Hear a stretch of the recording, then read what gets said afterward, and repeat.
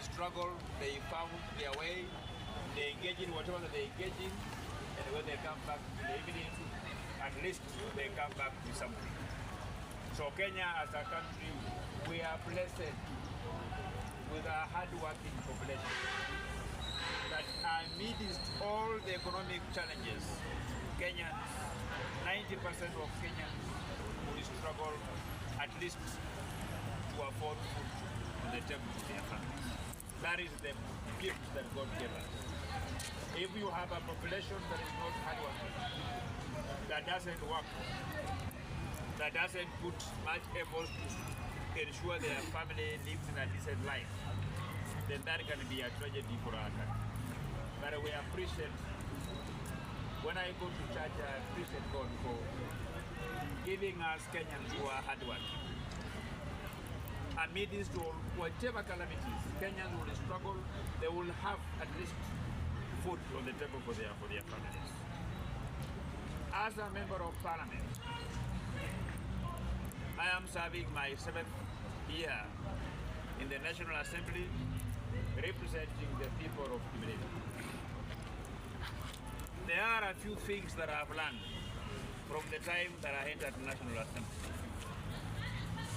Today, I am at a better place to understand why many Kenyans at times they get disillusioned in the government, why a bigger population of Kenyans at times they feel like they are on their own. They feel like they are left out, that they do not participate in decision making through our government.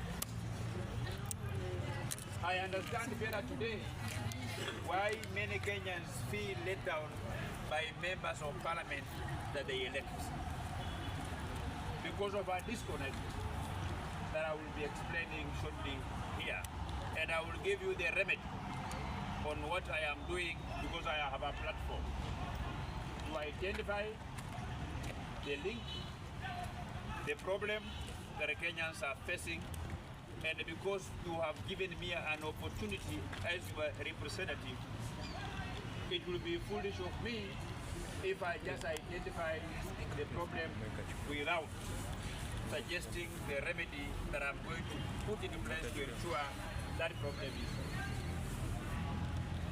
Number one, it is very important. Our country is governed by our constitution. Our country is also governed by various statutes. The National Assembly has approved through the Committee of Delegated Legislation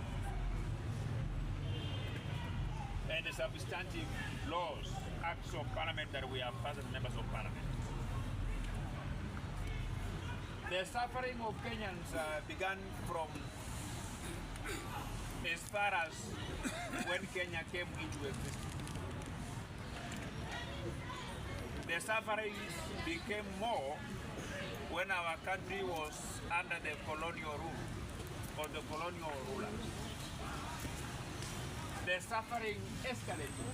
They took the tribal trajectory immediately after independence. Those who got the opportunity to form the first Kenyan government after independence, they used those opportunities to benefit their tribes, their kinsmen, and their families. And that became like a precedent. Today, anybody who gets an opportunity to serve in the government, the first thing they think about is not about Kenyans, but it's about how are they going to enrich the members of their community and the members of their family and their close friends. All Kenyans cannot have an opportunity to sit on that table where the national cake is shared. There are just a few that sit there. And at least I am happy that by 2010 there were a few Kenyans who began the clamor for constitutionalism. We began to to gravitate, to agitate for the change of our constitution so that we can sort out some of the problems that were committed by our founding fathers, which principally is unfair distribution of national resources. So Kenyans at that time contemplated that how do we ensure that whatever is funded from an exchequer, from national treasury, reflects the will of the Kenyan people. That is when they put a chapter in our constitution that says there is no government project that can be implemented, there is no law that can be enacted without that law or that project being subjected to public participation. So what Kenyans contemplated to be a remedy to sort out lack of involvement of Kenyans is to ensure that a public participation becomes mandatory for whatever project, for whatever decision that the government of Kenya makes that will concern the people of Kenya. As a member of parliament, I have been asking myself questions that why are Kenyans still disgruntled? Why are Kenyans still not satisfied in the manner in which some of our laws are enacted, some projects are being implemented? So my role as a member of parliament, I have taken stock and carried out a thorough audit of that constitutional requirement of public participation. And this is what I have found out. I have found out that the framers of our constitution did not contemplate interpretation of that section the way it's being interpreted presently. The framers of the constitution wanted the Kenyans to be the one originating those projects.